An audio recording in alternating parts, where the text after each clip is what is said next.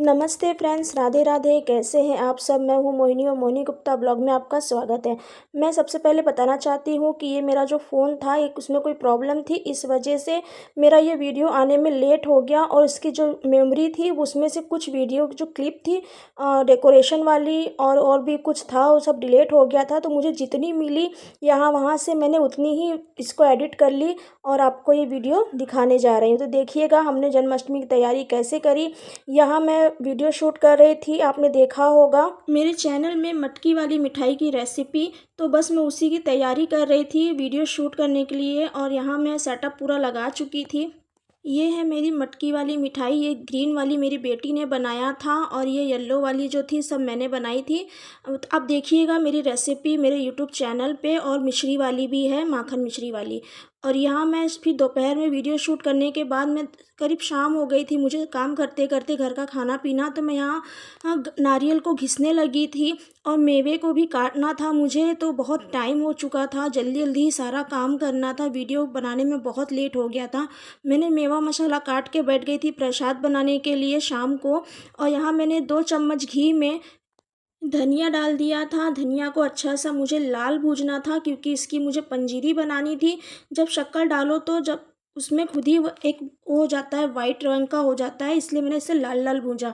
फिर मैंने उसी कढ़ाई में फिर से घी डाला और इसको आटा डाल करके अच्छे से भून लिया। इसकी मुझे सादी सिंपल जो पंजीरी बनती है आटे वाली वो भी बनानी थी। मैंने 2 पंजीरियाँ बनाई थी। और यहाँ आप देखिए आटे को मैंने अच्छी तरीके से भूंज लिया था ताकि इसमें भी जब शक्कर डालूंगी ना फिर ये हल्का कलर में आ जाएगा। इसीलिए मैंने देखिए आटे को कितना लाल लाल भूजा है। वापस से मैंने वही कढ़ाई ली और उसमें मैंने खसखस के दाने और खरबूजे को बीजे जो था उसको अच्छे से भून लिया है। इसे भी लाल और चटकने तक भूजेंगे। ये हमारे बीजे देखिए कितने अच्छे से चटक गए हैं और कितने लाल लाल बन गए हैं। फिर मैंने उसी कढ़ाई में घी डाला और उसमें काजू बादाम को अच्छे से भून लिया था लाल लाल, क्योंकि मुझे बनाना था मेवे का पाक लड्डू गोपाल जी के भोग के लिए। यहाँ मैं उसी सब की तैयारी कर रही हूँ। लाल लाल भूजेंगे ना तभी इसमें सोनी सोनी सी स्मेल आएगी और अच्छा लगेगा। फिर मैंने यहाँ नारियल का बुरादा जो घिस के रखा हुआ था उसे भी कढ़ाई में लेके अच्छे से भूंज लिया था लाल लाल, क्योंकि इसमें भी ना जो पानी है वो सोख लेगा ऑयल। और उसके बाद इसमें एक मॉइस्चर का जो टेक्सचर है वो भी ख़त्म हो जाएगा। उसी कढ़ाई में मैंने शक्कर ले ली थी और पानी डालकर चाशनी बनाने के लिए रख दिया था। अब यहाँ मेरी चाशनी देखिए एक तार की हो चुकी थी। फिर मैंने इसमें मेवा डाल दिया, जो भी ड्राई फ्रूट्स मैंने काट के रखे थे नारियल के बुरादे के साथ। इसे लेके मैं अच्छे से पका ली थी ताकि वो जमने लगे। और यहाँ थाली में घी लगा करके छोड़ दिया था उसको जमाने के लिए, सेट करने के लिए। तो मैं देखिए यहाँ पे सब निकाल लिया है और चम्मच से हाथों से इसे अच्छे से दबा दिया है मैंने ताकि ये अच्छे से सेट हो जाए। फिर मैंने इसे चाकू से काट दिया था और ठंडा होने के लिए भी रख दिया था। फिर मैंने जो आटा भूजा था उसे ले लिया था, उसमें शक्कर और मेवा मिला करके ये अच्छे से मिक्स कर लिया था पंजीरी के लिए। तो ये मेरे आटे की पंजीरी तैयार हो गई। दूसरी थाली में मैंने शक्कर लिया और शक्कर में जो धनिया पीस के रखी थी उसे मैंने डाल दिया, मेवा मिलाकर उसे भी पंजीरी तैयार कर दी। यहाँ मेरा पाक देखिए बन करके सेट एकदम हो चुका था तैयार। चन्ना मिर्च मैं अब शाम को बनाऊंगी। और यहाँ देखिए मेरे बच्चों ने बलून फुला रखा था तो मैं बस वही बलून लगाने मंदिर में आ गई थी। मंदिर डेकोरेट करने में मेरे बच्चों ने और इन्होंने मेरी मदद की थी। फिर मैं अपना मंदिर पूरा सेट कर चुकी थी। बारी थी खाने की तो मैंने खाना बनाया नहीं था, तो इन्होंने बनाई थी मैगी, हम सब ने वही खाई। फिर लास्ट में मैंने एक बार सोचा चलो घर की झाड़ू लगाकर घर की सफाई एक बार ख़त्म करते हैं। फिर मैंने झाड़ू लगाया और मेरे किचन की हालत देखिए कितनी बुरी हो रखी थी, एकदम बेकार मेरा किचन हो चुका था, सुबह से सफाई नहीं हुई थी। फिर मैंने मंदिर साफ़ किया, फिर मंदिर के कमरे पे पूरा झाड़ू लगाया और दोबारा से किचन में आके पूरा किचन को साफ़ किया। अब देखिए मेरा किचन कितना साफ़ लग रहा है, वरना बहुत गंदा हो चुका था, सुबह से बिल्कुल भी ध्यान नहीं था। और मेरी खुद की हालत देखिए, सुबह से वीडियो शूट करना और ये काम करने में मेरा कपड़ा कितना गंदा हो गया था। फिर मैं नहाने चली गई थी, बच्चे मेरे नहा चुके थे, मैं ही बच गई थी नहाने के लिए। फिर मैं नहा धोकर रेडी हो चुकी हूँ और यहाँ पे और था रात को पूजा का समय होने ही वाला था। तब तक मैंने सोचा चलो अपनी चन्ना मिर्च चन्नामृत बना लेती हूँ। फिर मैं किचन में चली गई अपना चन्नामृत बनाने के लिए। चन्नामृत अगर सुबह से बना लो तो वो खट्टे हो जाते हैं, इसीलिए मैं इसे अक्सर शाम को ही बनाती हूँ, जब एकदम पूजा का समय होने लगता है। तो पूजा का समय होने ही वाला था, बस 1 आध घंटे ही बचे थे, तब तक मेरे चन्नामृत भी बन करके रेडी हो गई। और पूजा का इंतज़ार करते करते मेरा बउआ भी यहाँ सो चुका था। और ये देखिए मैं लग गई फिर तैयारी करने के लिए जो बची कुची थी। फिर मैंने खीरा लिया, खीरे को बीच से कट कर लिया था। मेरे लड्डू गोपाल जी थोड़े बड़े हैं तो वो खीरे में नहीं आ रहे थे, इसीलिए मैंने उन्हें एक खीरे वाले जो नारा होता है उसी में लगा करके रख दिया था। यहाँ मेरी पूरी सामग्री रेडी हो चुकी थी। यहाँ मैंने स्नान कराने के लिए भी सब सामान निकाल लिया था, दूध दही शहद चंदन सब कुछ। और यहाँ पे देखिए पूरा भोग प्रसाद सब कुछ रेडी हो चुका था भगवान जी का। यहाँ मैंने इसकी रेसिपी डाल दिया है, आप ज़रूर देखिएगा, माखन की और मिठाई वाली मटकी की। और यहाँ मेरे भगवान जी के जो वस्त्र थे ये देखिए, मैं मोरपंखी भी उनके लिए आई थी। और यहाँ देखिए पूरा वस्त्र उनका तैयार हो चुका था। जैसे ही 12 बजे फिर इन्होंने नारा कट किया और लड्डू गोपाल जी को निकाला। मेरा बेटा तब तक थाली पीटने लगा, लड्डू गोपाल जी आ गए घर में और बेटी भी जुट गई थी इन्हीं सब चीज़ों में।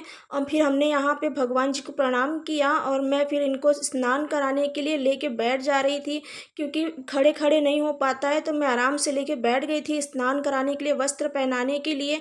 पहले हमने यहाँ कृष्ण जी को दूध से स्नान कराया, फिर हमने यहाँ पे दही से स्नान कराया, फिर शहद से स्नान कराया, फिर गंगा जल से और नॉर्मल जो सादा पानी होता है उससे। यहाँ मेरे लड्डू गोपाल जी नहा कर रेडी हो चुके थे, तब फिर मैंने उन्हें अच्छे से पोंछ दिया।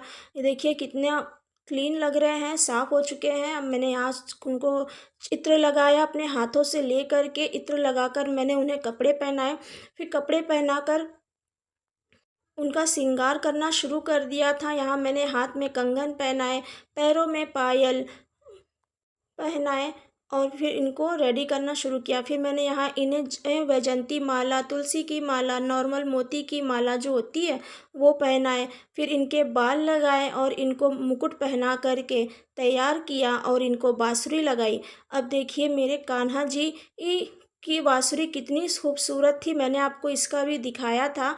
और देखिए मेरे कान्हा जी कितने सुंदर लग रहे हैं। अब वो बिल्कुल तैयार हो गए हैं, लग रहे हैं मेरे बाके बिहारी कितने खूबसूरत हैं। फिर हमने इनको जय किया और मैं ले आई थी इनको वापस इनके स्थान पे, इनके आसन में इनको बैठाया। और फिर मैं इन्होंने की पूजा।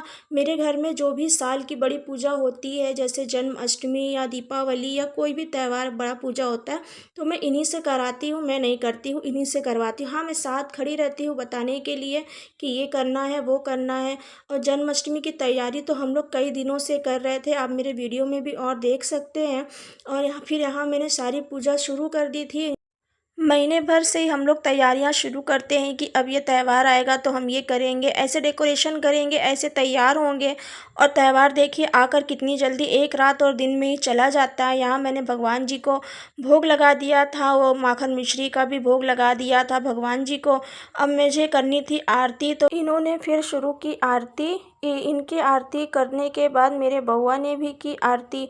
बेटे को आरती करना बहुत पसंद है, तो वो भी हर साल गणपति हो चाहे जैसे भी हो, आप अभी गणपति भी देखेंगे मेरे यहाँ के। तो इनके आरती करने के बाद मेरा बेटा भी हाथ पकड़ लिया, पापा हम भी करेंगे। तो इसने भी देखिए आरती कितनी तेज तेज घुमा रहा है। फिर मेरी बेटी ने भी आरती शुरू कर दी, उसने भी आरती कर दिया। और उसके बाद फिर मेरी बारी थी, फिर मैं लग गई थी पूजा करने। पूरी आरती को हम लोगों ने यहाँ संपन्न किया। भगवान जी सबको खुश रखे और सबको स्वस्थ रखे, यही प्रार्थना थी। और सब कुछ हमेशा हम लोग ऐसे मिलजुल कर ही आरती पूजा करें। यहाँ सबको आरती देने के बाद मैंने सबको लगाया टीका। मेरे बेटे को ना चंदन और टीका लगाना बहुत पसंद है, तो वो इंतज़ार ही कर रहा था कि मम्मी कब लगाएंगी। तो मैंने यहाँ सबसे पहले इनको टीका लगाया, फिर अपने बेटे को लगाया, बेटी को लगाया। और सबको चंदन टीका लगाने के बाद हम लोग ने हाथ जोड़ा। मेरे बेटे ने भगवान जी को पैर छूकर प्रणाम किया, मेरी बेटी ने भी भगवान जी को छूकर उनको हाथ जोड़कर प्रणाम किया। मैंने भी भगवान जी से हाथ जोड़कर प्रणाम किया और भगवान जी से यही प्रार्थना की कि हर साल हम ऐसे ही आपका बर्थडे, आपका जन्मदिन धूमधाम से मनाए, यही आशीर्वाद मेरे परिवार में रखिएगा, सबको सुखी रखिएगा। फिर इन्होंने भी भगवान जी को प्रणाम किया और हाथ जोड़ा। मेरे बेटे ने कहा, मम्मी इस बार केक नहीं बनाया, तो ये जो मिठाई बनाई है उसी को हम लोग कट करते हैं। मिठाई को कट करके हम लोग लग गए थे बर्थडे सेलिब्रेट करने भगवान जी का। तो बस उसी खुशी में धूमधाम से हम लोगों ने नाचा। मेरा बेटा देखिए मेरा साथ देने के लिए वो भी डांस करने लगा।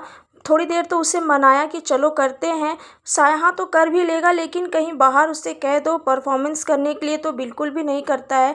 स्कूल में रहेगा तो ज़रूर करेगा, लेकिन फिर यहाँ पे हम लोग ने बर्थडे सेलिब्रेट किया और ये भी आ गए। और मेरी बेटी और हम लोगों ने रात में करीब 1 से 1:30 बजे तक के लिए ऐसे ही डांस किया था और समय कब बीत गया कुछ पता ही नहीं चला। मेरा और मेरे परिवार का पूरा दिन ऐसे ही बीत गया तैयारी में और धूमधाम से मस्ती की। और भगवान सबको खुश रखे, स्वस्थ रखे, मस्त रखे। जोर से बोलो जय कन्हैया लाल की जय। श्री कृष्ण राधे राधे, जय श्री श्याम राधे राधे।